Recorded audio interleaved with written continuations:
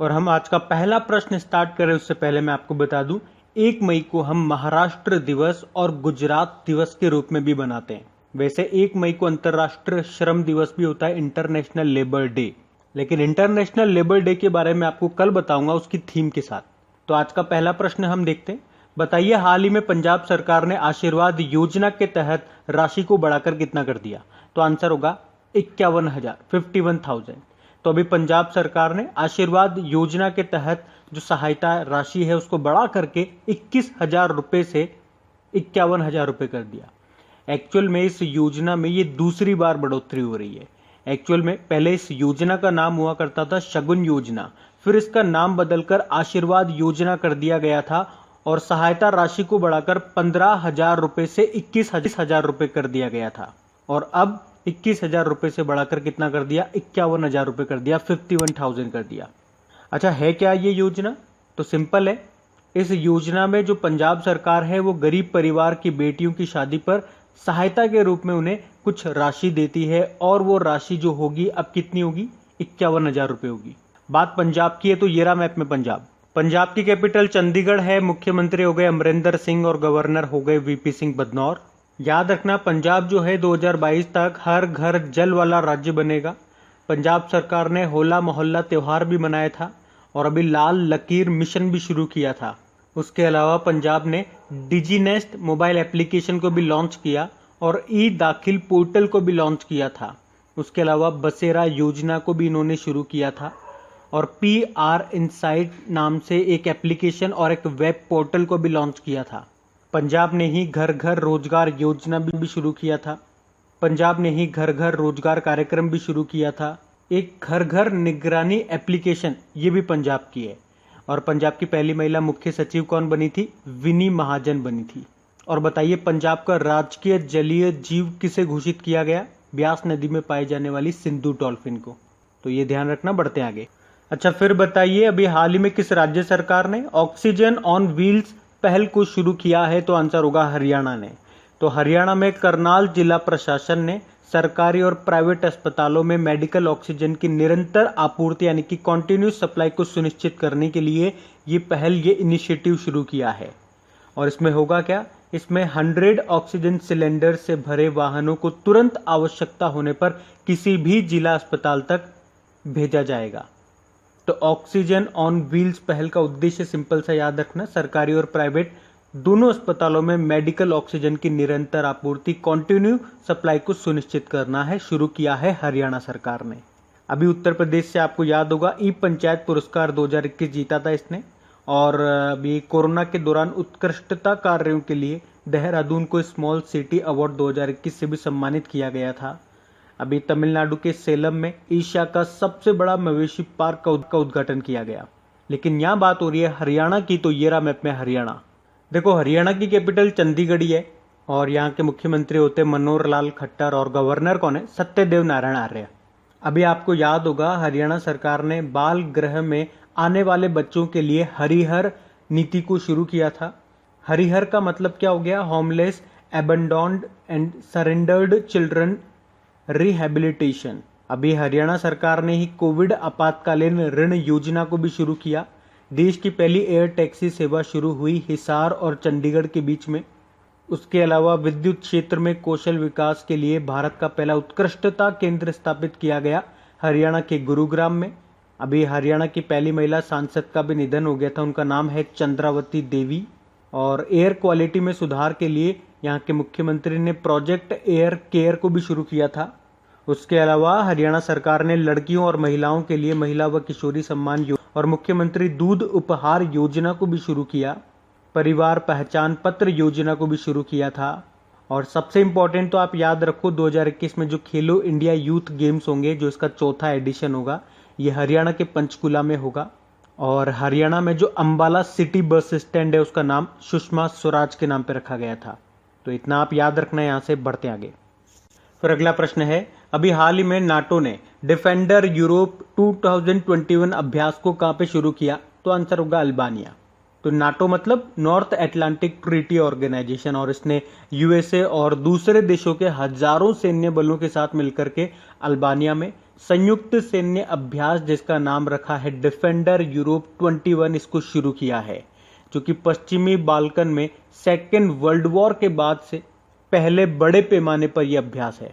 अच्छा, गाम्बिया देश के बारे में आपने सुना होगा, ये अफ्रीकन कंट्री है। अभी ये न्यूज में क्यों था? क्योंकि आंखों का जो रोग होता है, कौन सा, ट्रेकोमा, उसे समाप्त करने वाला भी ये दूसरा अफ्रीकी देश बना था। दुबई में आप जानते हो 2021 के एशियन बॉक्सिंग चैंपियनशिप ये अब दुबई में होगी। और सऊदी अरब से याद होगा इसने अपने पाठ्यक्रम में महाभारत और रामायण को शामिल किया। अच्छा, नाटो की बात कर लेते हैं। हमने बताया नॉर्थ एटलांटिक ट्रीटी ऑर्गेनाइजेशन, जिसकी स्थापना 1949 में हुई। हेडक्वार्टर मिलेगा आपको ब्रुसेल, बेल्जियम में, और इसके सेक्रेटरी जनरल कौन है? Jens Stoltenberg. अच्छा, एक और पॉइंट याद रख लो एज ए स्टैटिक, ये एक्सरसाइज कहाँ पे शुरू हुई? अल्बानिया देश में। अल्बानिया की कैपिटल आप याद रख लो, इसकी कैपिटल होती है तिराना, और इसकी करेंसी क्या होती है? Albanian lake. बढ़ते आगे।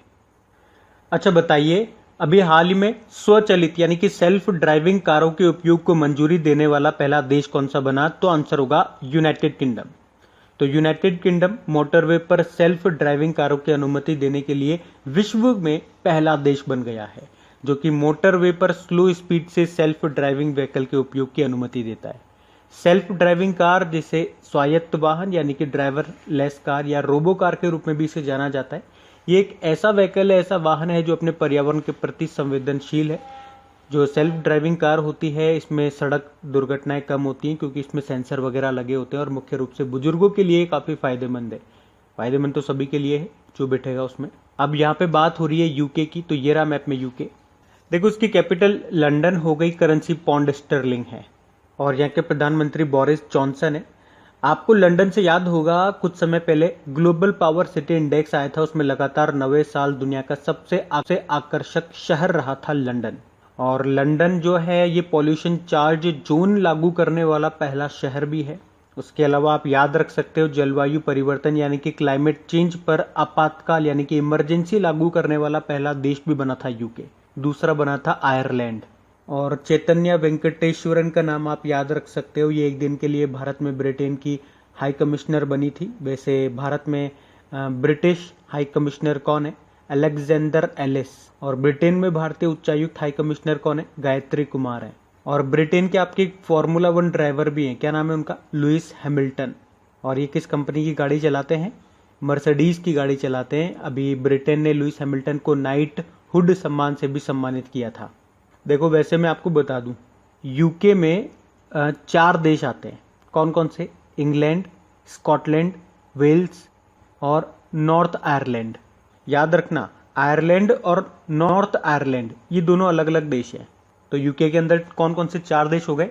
इंग्लैंड, स्कॉटलैंड, वेल्स और नॉर्थ आयरलैंड। और ये जो 3 देश हैं, इंग्लैंड, स्कॉटलैंड और वेल्स, इनको मिलाकर के आप कह सकते हो ग्रेट ब्रिटेन। और इसमें अगर नॉर्थ आयरलैंड मिला दोगे तो कंप्लीट क्या बोलोगे? यूके बोलोगे आप। इंग्लैंड की कैपिटल आप जानते ही हो, लंदन हो गई। स्कॉटलैंड की कैपिटल एडिनबर्ग है। वेल्स की कैपिटल कार्डिफ है। और नॉर्थ आयरलैंड की कैपिटल होती है बेलफास्ट। तो ये भी आप ध्यान रखें। बढ़ते आगे। फिर बताइए, अभी हाल ही में किस राज्य सरकार ने कोरोना वॉरियर्स योजना को शुरू किया? तो आंसर होगा मध्य प्रदेश ने। अभी मध्य प्रदेश सरकार ने कोरोना वॉरियर्स योजना को शुरू किया है। अब इसमें क्या होगा? तो इसमें राज्य सरकार जिन स्वास्थ्य कर्मियों की मौत कोरोना ड्यूटी के समय हो जाती है, तो राज्य सरकार उनके परिवारों के सदस्यों की जिम्मेदारी लेगी और उनके परिवारों को 50 लाख रुपए की सहायता भी देगी। तो कोरोना वॉरियर्स योजना किसने शुरू की?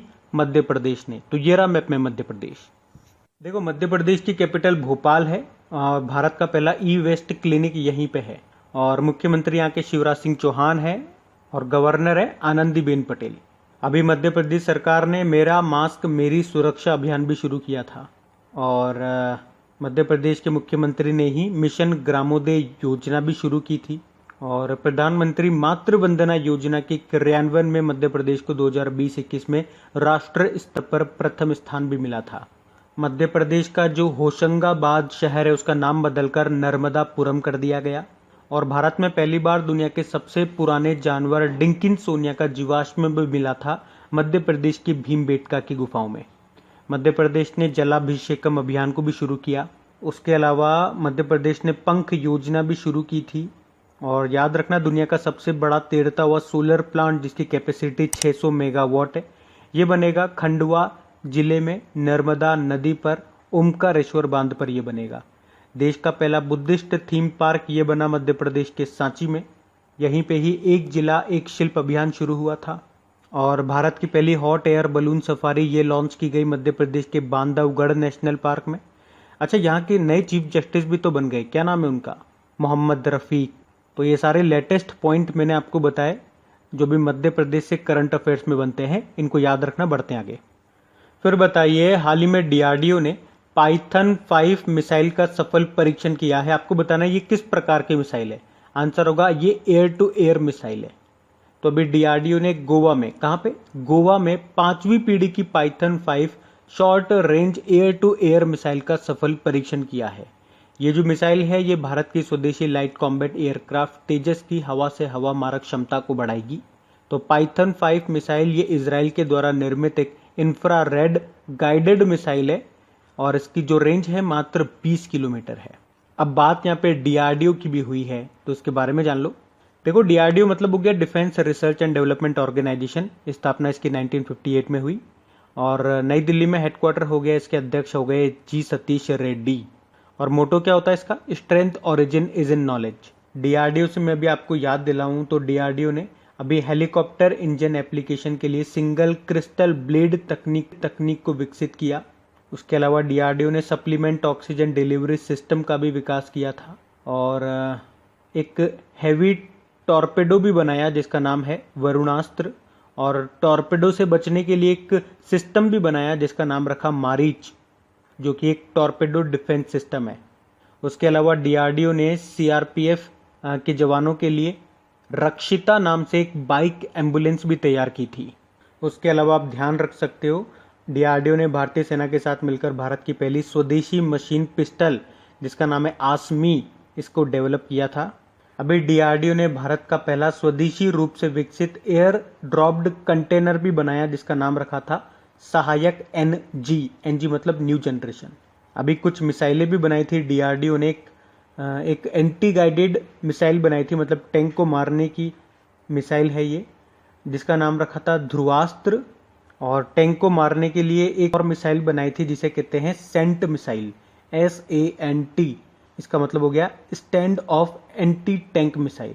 और एक और मिसाइल बनाई थी डीआरडीओ ने रुद्रम नाम से, ये एंटी रेडिएशन मिसाइल है। तो इतने पॉइंट्स आप यहाँ से याद रखो। एक और पॉइंट आप याद रख सकते हैं, डीआरडीओ ने अभी साइंटिस्ट ऑफ द ईयर का अवार्ड किसे दिया? हेमंत कुमार को। तो ये भी याद रखना। बढ़ते हैं आगे। फिर बताइए, विश्व का सबसे शक्तिशाली मौसम जलवायु पूर्वानुमान सुपर कंप्यूटर ये किस देश में बनाया जाएगा? तो आंसर होगा यूके। तो मौसम और जलवायु परिवर्तन के पूर्वानुमान यानी कि उसकी फोरकास्टिंग के लिए दुनिया के सबसे शक्तिशाली सुपर कंप्यूटर के निर्माण के लिए अभी माइक्रोसॉफ्ट और मेट ऑफिस यूके ने समझौता किया है। तो ये सुपर कंप्यूटर जो है जिसके 2022 में चालू होने की संभावना है, ये विषम मौसम में सटीक चेतावनी प्रदान करेगा और देश में अत्यधिक तूफान, बाढ़ और बर्फ के प्रभाव से बचाने में मदद करेगा देश को। सुपर कंप्यूटर से आपको याद आता होगा, कुछ समय पहले टॉप 500 सुपर कंप्यूटर की जो लिस्ट आई थी उसमें टॉप पे रहा था जापान का सुपर कंप्यूटर जिसका नाम है फुगाकू। और उसी लिस्ट में भारत का एक सुपर कंप्यूटर है परम सिद्धि, वो 63 नंबर पे रहा था। तो ये आप ध्यान रखें। बढ़ते हैं आगे। फिर अगला प्रश्न है, a book trail of a tiger Uddhav Bala Sahab Thackeray a journey, इस बुक को किसने लिखा है? तो आंसर होगा राधेश्याम जाधव ने। बाकी झुम्पा लाहिड़ी वेयर अबाउट नाम का एक नॉवेल लिखा इन्होंने। Akash Ranison climate explained for one and all नाम की बुक को लिखा। और Amitabh Ghosh the living mountain नाम की भी एक नई किताब लिखी इन्होंने। बढ़ते हैं आगे। फिर अगला प्रश्न बताइए, अभी बजाज ऑटो के नए अध्यक्ष के रूप में किसे नियुक्त किया गया? तो आंसर होगा नीरज बजाज को। तो अभी बजाज ऑटो ने नीरज बजाज को बोर्ड के नए अध्यक्ष के रूप में नियुक्त किया है और ये राहुल बजाज की जगह लेंगे जिन्होंने अपने पद से इस्तीफा दे दिया। बाकी अरुण रस्ते अभी national commodity and derivatives exchange limited के MD CEO बने थे। एस रमन आप जानते हो सिडबी के नए CMD बने ये। बढ़ते हैं आगे। फिर अगला प्रश्न है, बताइए आयुष्मान भारत दिवस ये कब मनाया गया? तो आंसर होगा 30 अप्रैल को। तो भारत में आयुष्मान भारत दिवस ये हर साल 30 अप्रैल को मनाया जाता है। और इस दिन को मनाने का उद्देश्य क्या है? सामाजिक आर्थिक जाति जनगणना डेटाबेस के आधार पर देश के दूर दराज के क्षेत्रों में सस्ती चिकित्सा सुविधाओं को बढ़ावा देना।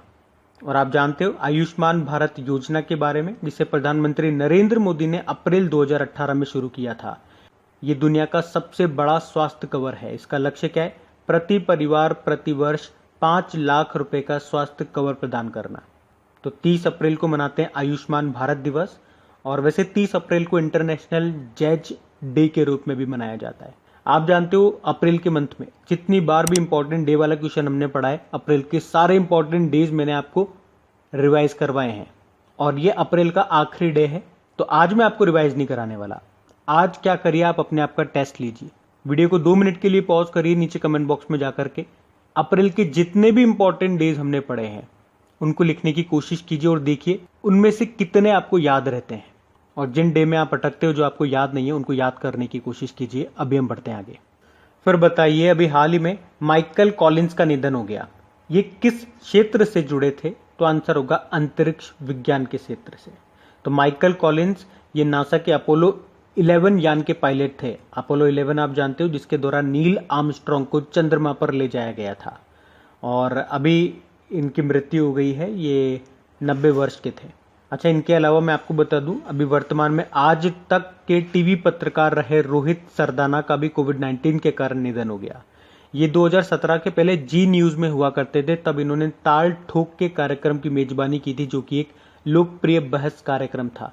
2017 के बाद ये आज तक में आ गए। और आज तक में एक बहस कार्यक्रम है दंगल, उसकी ये मेजबानी कर रहे थे, लेकिन अभी निधन हो गया। इनका नाम है रोहित सरदाना। बढ़ते हैं आगे। फिर बताइए, हाल ही में दुनिया का सबसे लंबा पैदल यात्री सस्पेंशन पुल ये कहां पे शुरू हुआ है? तो आंसर होगा पुर्तगाल में। तो अभी दुनिया का सबसे लंबा पैदल यात्री सस्पेंशन पुल ये पुर्तगाल में शुरू हो गया है। और इसे 516 अरक्का कहा जाता है, क्योंकि ये 516 मीटर लंबा है और अरक्का शहर में है। और आपको बता दूं, ये जो पुल है ये अगु आयरस झरने और पावा घाटी को आपस में जोड़ता है। और ये तिब्बती शैली का झूलता हुआ पुल है, जो कि स्टील के केबल और 2 विशाल वी आकार के टावरों के द्वारा समर्थित है। और इसके बनने के बाद इसने स्विट्जरलैंड के चार्ल्स कुओनेन सस्पेंशन पुल से सबसे लंबे पुल होने का खिताब भी छीन लिया है। लंबाई 516 है इसकी। कहाँ पर है? पुर्तगाल में है। तो ये रहा मैप में पुर्तगाल। देखो, पोर्टुगल की कैपिटल होती है लिस्बन। करेंसी यूरो है। यहाँ के प्रधानमंत्री एंटोनिया कोस्टा है। और आपके जो महान फुटबॉलर हैं क्रिस्टियानो रोनाल्डो, वो यहीं के हैं। अच्छा बताइए, गोवा जो है ये पुर्तगाल से कब मुक्त हुआ था? 19 दिसंबर 1961 को। इसीलिए 19 दिसंबर को हर साल गोवा लिबरेशन डे, गोवा मुक्ति दिवस के रूप में मनाया जाता है। और पुर्तगाल में भारतीय राजदूत कौन है? मनीष चौहान है। एक मनीष कुमार नाम भी न्यूज में रहा था। भारत में कोविड-19 का पहला टीका लगा था उनको। और अभी पुर्तगाल के फिर से प्रेसिडेंट कौन बन गए? Marcelo Rebelo de Sousa. उसके अलावा आपको बता दूं, इच्छा मृत्यु को वैध करने वाला यूरोप का चौथा देश बना था पुर्तगाल। और दुनिया का ये 7वां देश बना था ऐसा करने वाला। तो अब बात करेंगे कल के वीडियो में पूछे गए प्रश्न के उत्तर की। तो देखो, कल की वीडियो में आपसे पूछा था अभी वेयर अबाउट नाम का अपना एक उपन्यास किसने लिखा? तो आंसर होगा झुम्पा लाहिड़ी ने। आप सबने प्रश्न का बिल्कुल सही उत्तर दिया है। और गाइस प्लीज देखिए, अगर सेशन अच्छा लगता है तो इसे लाइक जरूर करा करें और प्लीज इसे शेयर जरूर करें अपने दोस्तों के साथ में। आपके जो भी फ्रेंड्स हैं, जो भी पढ़ने वाले स्टूडेंट हैं, उनके साथ इस वीडियो को एक बार शेयर जरूर कर दें।